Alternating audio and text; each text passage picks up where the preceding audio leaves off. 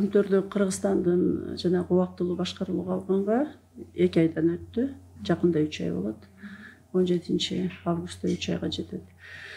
Ошол эле учурда тиги Центр Голд биздин ошо Кыргызстандагы катталган КГК компанияны банкроттукка берип атат. Нью-Йорктогу сотто.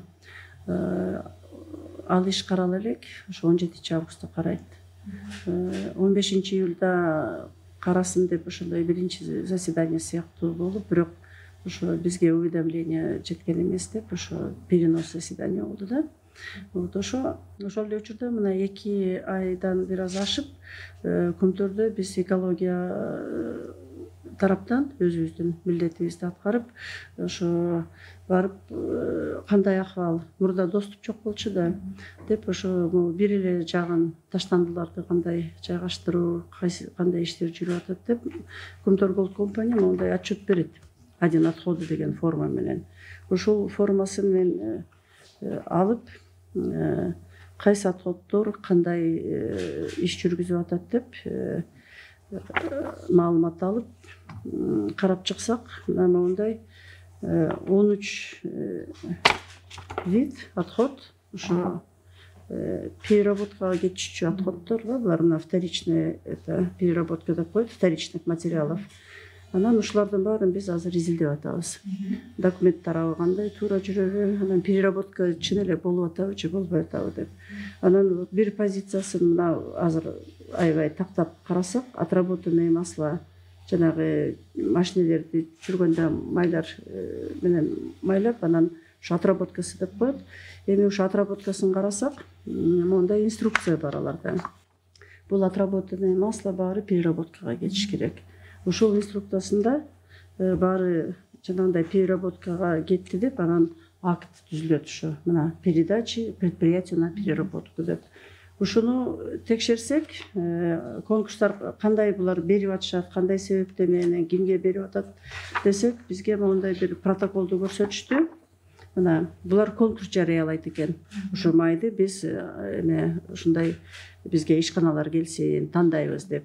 Анан ошо бир протоколун карасак, например, бул протоколдо жазылып турат, 3 компания берди, ОСО Элит Газ, ОСО Таза Мекен и ОСО Ника дейт, KG. Анан ушунун ичинен Ника KG'ни тандап алышыптыр. Кандай себептен тандап алды деп карап чыксак, анткени мындай чыгып атат, что ушул конкурстун баарын ошо канча бир 15 жылдан ашык Күмтөрдүн башынан биз документ 14-жылдан көрдүк баштап. Ника KG деген эле компания утуп алыптыр, такай эле жыл сайын. Анан мен суроо бердим да, эмнеге силер жыл сайын эле конкурс өткөрөсүңөр? Ушу 25 жылдан бери бир компания же 2 же 3 компанияга өзүңөр өткөрүп берсеңер болот да, конкурстун кандай кажети бар бул жерде? Кыргызстанда канча компания бар ушу майды кайра иштеткүчү десем, билбейм, бизге ушундай 2-3 эле компания келет. Анан кандай тандайсыңар десем, биз ушинтип мындай карайбыз, анан кимиси ошо жакшы ошо иштетсе, кайра иштетсе ошого беребиз дейт. Анан Ника KG кандайча жакшы иштетет бекен десем, жок, алардын ошо өзүнүн ишканасы жок дейт. Алар жанагындай Grintec Oil деген компания менен консорциум түзүп, анан бул Ника KG Күмтөрдөн сатып алат экен. Анан жана Grintec Oil'га эмеге өткөрүп берет экен. Анан мен айттым, анда бул посредник да десем, ооба посредник дейт. А посредниктин эмне кереги бар? Эмнеге посредникке бересиңер силер десем, булар ошондой консорциум түзгөн. Бул анан Ника берип атса, биздин Кыргызстанда биз өзүбүз текшерип көрсөк, дагы компаниялар бар экен. А эмнеге силер аларга бербейсиңер? Анан тем более силер посредникке берип атасыңар. Кандай шарт менен берип атасыңар десем, договорун көрсөтүштү. Ошол Никага булар 1 сом 75 тыйындан 3 сом 75 тыйынга чейин беришет экен. Ошол эле учурда рынокто ошол май тиги Grintec Oil'га ушул посредник 13-15 сомго чейин өткөрөт экен. Орто жерде пайдасы 13 сом. Ай сайын канча тонна отработка чыгат десем, 150 тоннага жакын дейт да. Вот элестеткиле 150 тоннага ар бир айда 15 сомдон эсептегенде 2,5 миллиондон ашык сом это где-то бир ошол кезде бир 50 сомдон долларды эсептесе где-то 40 000 доллар жөн эле мындай посредниктин чөнтөгүнө түшүп атыптыр да. Посредникке түшүп атыптыр. Жок, азыр анан мен айттым, силер анда ушундай берип атсаңар, посредниксиз эле жанагындай объявление берип атышпайбы? Ошондой майды сатабыз, прием кылабыз деп. Ошентип эле 15 сомдон сатып ийбейсиңерби? Бүгүнкү күндө майдын баасы канча болду десем, азыр уже 25-27 сомго чыгып кетиптир. Анан кайра эле силер ушундай посредниктерге сатасыңарбы? Эмне үчүн силер ошо Гринтек Ойлго эме берип атасыңар? Алардын мындай лицензиясы болуш керек. Мына переработка деген лицензиясы бүгүнкү күндө жок экен. Анан лицензиясы жок ишканага, орто жерде посредникке кандай себептен бересиңер десем, эми жооп бере алган жок. Так экологический службага айттым да, силер ушунун баарын контролдоп текшеришиңер керек эле десем, ошо экологиялык служба а жерде айтат, биз мындай а жерге киргизген эмес, закупщиктер өзлөрү эле чечип койчу. А жерде ошо жанагы закупщиктердин өзүнүн схемасы бар экен, ошо перекупщиктерге берет экен. Анан хорошо деп биз жанагы иштеп аткан ишканаларды текшерип келели деп, ошо мен өзүм сотрудниктеримди жөнөтүп, ошо бүгүнкү күндө оказывается биздин Кыргызстанда ошо Байсал Электрик Групп деген ишкана иштейт экен, ошо майды кайра иштетет экен. Бирок булар бир да жолу Күмтөрдөн 1 килограмм 1 литр май алышпаптыр. Мен сурадым, эмнеге силер ошентип ишканаңар иштеп атса, а тияктан ортодо перекупщик алып атат десем, эми а жерде билесиңер да өздөрү чоңдор менен чечип коюшчу дейт да. Анан биз да аяка киргизчү эмес даже. Ошон үчүн биз катышкан эмеспиз, баары бир утулабыз да дейт. Анан бул жерде Триумф клуб деген бар экен, тоже иштейт экен көп жылдан бери.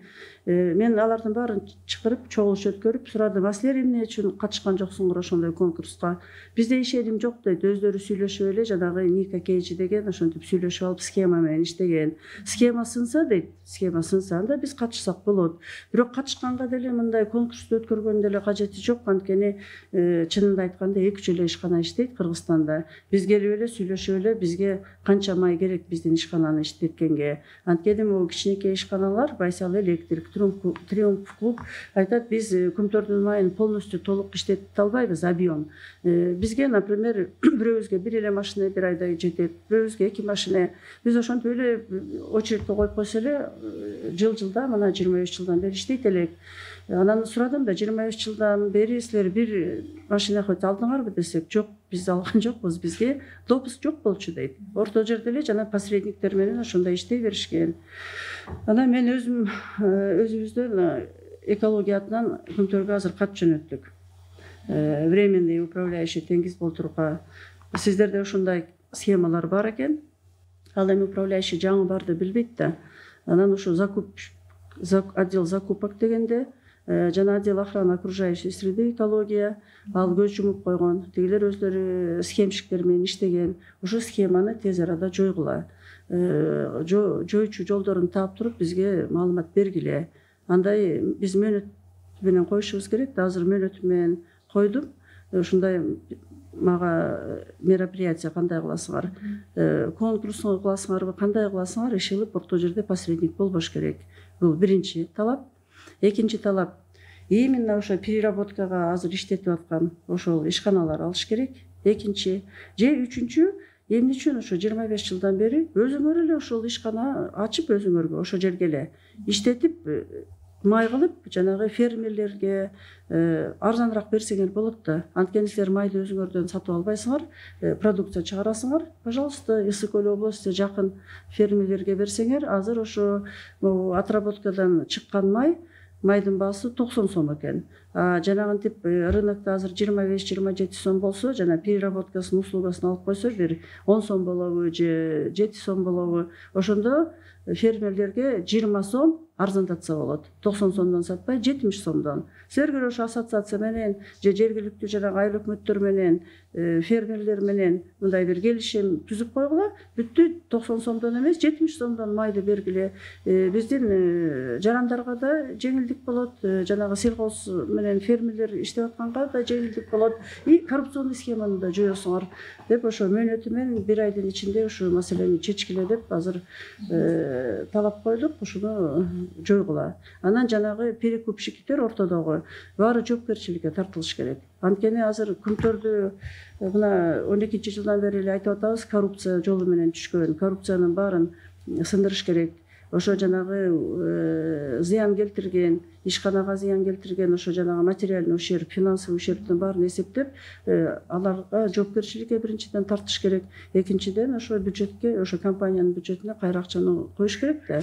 Уурдап алып эле анан унчукпай басып кете беришеби? Уволить эткен аз. Айтып атышпайбы, анда биз аларды уволить этели деп, жанагы мен жетекчисин чакырдым, отдел закупок. Анда уволить этиш керек, тазалаш керек. Жок, уволить эткенде ал албетте аны уволить этишке, аны иштен алышыңар керек.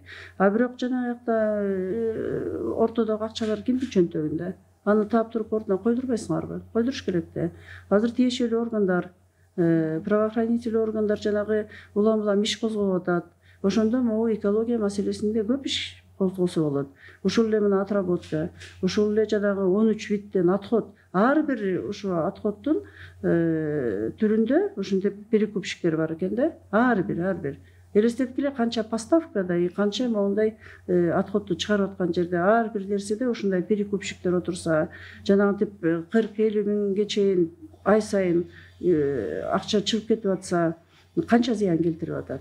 Күмтөрдүн өзүнө зыян болуп атат, бирок күмтөрдүн өзүнө зыян болгондо мына алтынды саткан кирешеден жана себестоимость чыгарганда ал прибыль да. Ал кайра эле в конечном итоге биздин өзүбүздөн ала турган мамлекетке да бизге келе турган акчалардан уурдалып кетип атпайбы? Бүгүнкү күндө биз жанагы 261 миллиард деп эсептелип санкция, штраф койбодукпу, жана мыйзам бузган үчүн, таштандыларды мөңгүнүсүнө жайгашкан үчүн. Бул штраф. Бирок биз экологический ущербти эсептей элекпиз. Аны эсептеш үчүн бизге эл аралык компаниялар келип, жанагы лабораторияларын алып келип, өздөрүнүн методикалары бар. Ошону эсептеш керек. Азыр эмне үчүн ал ишти биз баштай элекпиз? Анткени биз эң биринчи жанагы экологиялык ущербке сотко бериш үчүн биз биринчи кайсы жерде сотко беребиз тандашыбыз керек. Ошо биз эмес, эми граждандар берсе же биз беребизби, аны ошо юридикалык жагын караш керек. Анткени биз көмтөрдүн келишими менен азыр иштеп атпайбыз. А жерде мамлекеттик органдар эч кандай сотко берген мындай укугу жок. Только жана Стокгольмдогу арбитражга деп ошо азыркы 2009 жылкы келишимге өкмөт кол коюп берген. Ал келишимдер жокко чыкмайынча өкмөт алсыз эч жака бере албайт, только арбитражга бара алат. Ошол эле учурда жана жарандык активисттер азыр көп мага чалып атышат. Биз эл аралык сотко кайрылабыз. Азыр ушинтип эл аралык уюмдар менен байланышып атабыз, кат жазышып атабыз.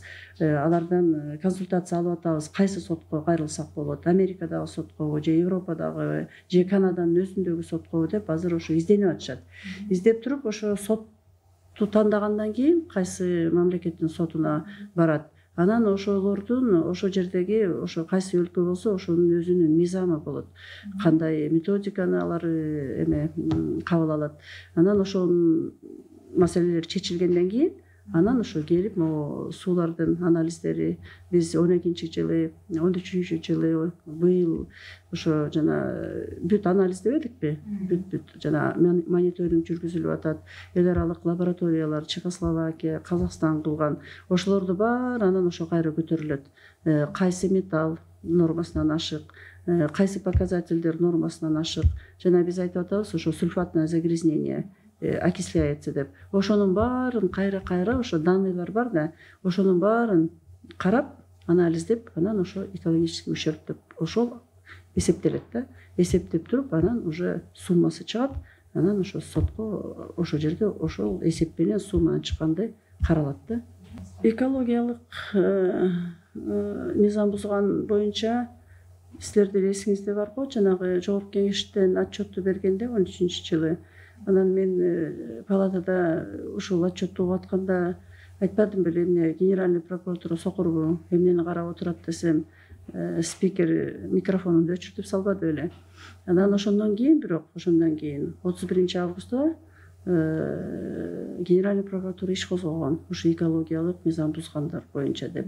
Бирок 15-жылы кайра бизге кат келген. Ошол кезде мен независимый эксперт болуп сурангам да эми иш козголду, а жыйынтыгы каякта, эмне үчүн чыкпай атат дегенде ошол кезде прокуратурадан жооп келген, токтотулуп турат. Эмне себептен токтоп турат десем, ошо кишилерди таппай атабыз, ошо бузган деп. Анан мен таң калып кайра ошо прокуратура менен жолугуп айткам, кандайча таппайсыңар, баары эле биякта жүрбөйбү? Баары эле биякта биздин Кыргызстандын жарандар, иностранный жарандар тиги компанияда иштеп атат, биякта жашап атышат. Бул болбогон шылтоо менен токтотуп коюшкан. Эми ошол ишти быйыл кайра ачып карап атышат. Эми ошону ойлоп атам, чойбой тез арада бүтүрүш керек да. Эми 15-жылдан бери токтотуп коюп, эми быйыл ачып, убакыт мөөнөтү деле жетти да. А жерде бүт мына маалыматтар бар. Бир эмес 3 комиссиянын отчету бар. То есть бүт далилдер бар, отчеттор бар, бүт доказательства, материалдар турат. Чечим чыгарыш керек болуп чече алалы. Эмне себептен чойлоп атат? Мага таң калыштуу болуп атат. Эми Күмтөр 25 жылдан бери иштеп атканда жерде көп адамдар аралашканда, ошол эле аткаруучу бийликте ал келишимдерди түзүп атканда, а бирок ошол эле экологический инспекция мына караш керек болчу да. Бүгүн деле мына могу отходдорду таштандылар да айтып атам, ушу майды. Бул жерде түздөн түз жана инструкцияда турат. Экология жанагы закупщиктер и орган экологии, охрана окружающей среды чогуу караш керек деп. А бирок ошону кагаз жүзүндө жазып коюп караган эмес да. Караган эмес. Эми ачык айтканда мунун баарын азыр тартипке келтириш керек. Мыйзамдар бар, талаптар бар, бирок иштеген эмес. Азыр мына бизге экотехинспекциянын экология бөлүмү бизге өттү. Буюрса ошол инспекторлордун баарына тапшырма берип, азыр бизде положенияларыбыз бекитилип, уюштуруучу жумуштарыбыз бүтүп, мындай баарын өзүбүз жайгашкан жерибизде чечиле элек бүгүнкү күндө. Ошо чечилип атат, тез арада чечип, ошо уюштуруу маселелерин баарын бүткөндөн кийин не только ушу Күмтөр, бүт кендерди иштетип аткан ушундай башаламандыкты токтотушубуз керек. Ошо экологиядагы болуп аткан башаламандыкты токтотпосок, биз өзүбүздүн жаратылышты талкалап жоготобуз. Бизде Кыргызстанда эң биринчи байлыгыбыз биздин кооз жаратылыш.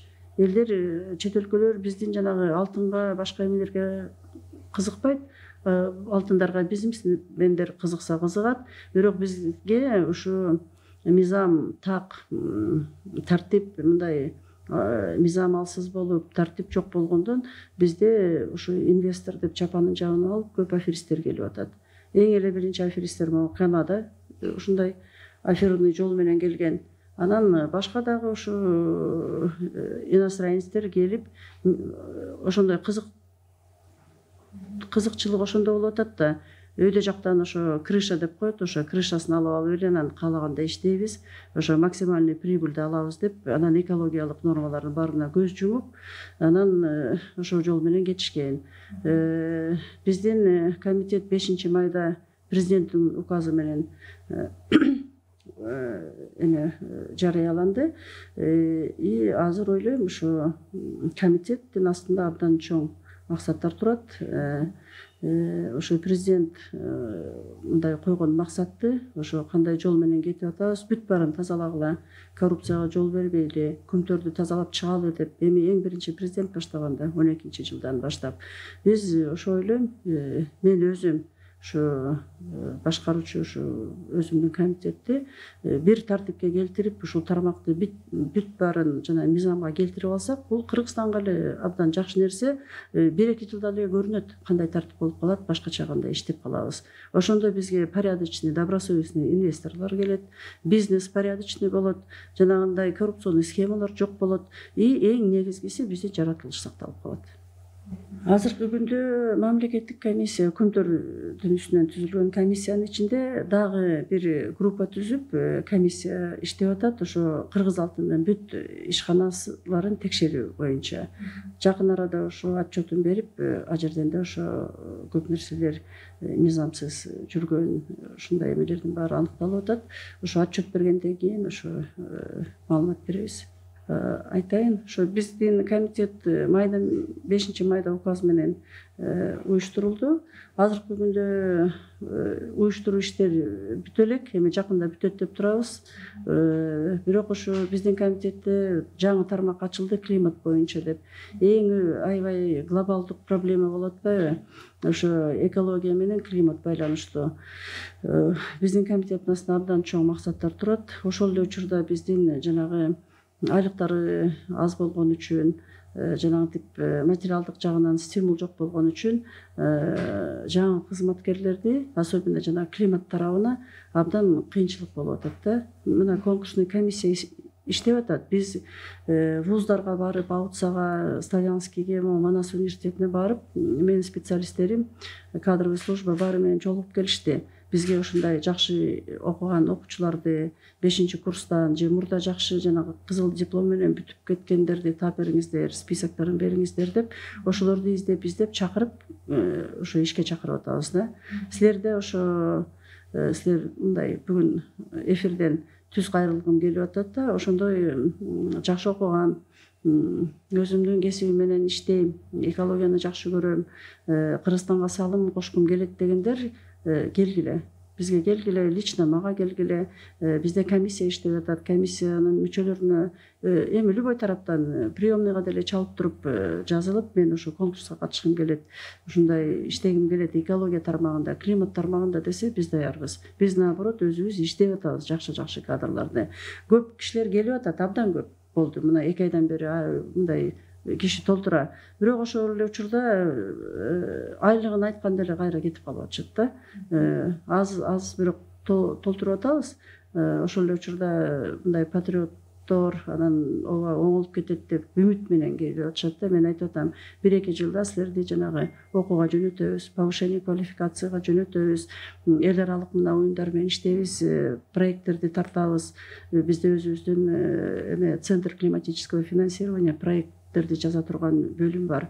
Ошолорго иштейсиңер деп мындай перспективаны айтсак, ошого мындай ишенип, үмүт менен азыр жаш балдар келип атат да. 28 жаш, 26 жаштагы балдар. Жакында эле бир программист баланы алдык.